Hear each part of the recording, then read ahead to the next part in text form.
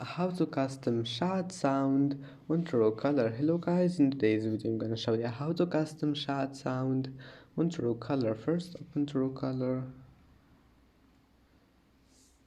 Now click this one, select any chat you want like Spotify, and after that here you will find these 3 points in the top corner. Click on it and now click this one here, notifications and sounds, and then click custom sound, select settings, and that's it. Select any sound you want, and that's it. And that's it for today's video. If you like this video, please don't forget to like and don't forget to subscribe, and thank you for watching this video until the end, and see you in the next video.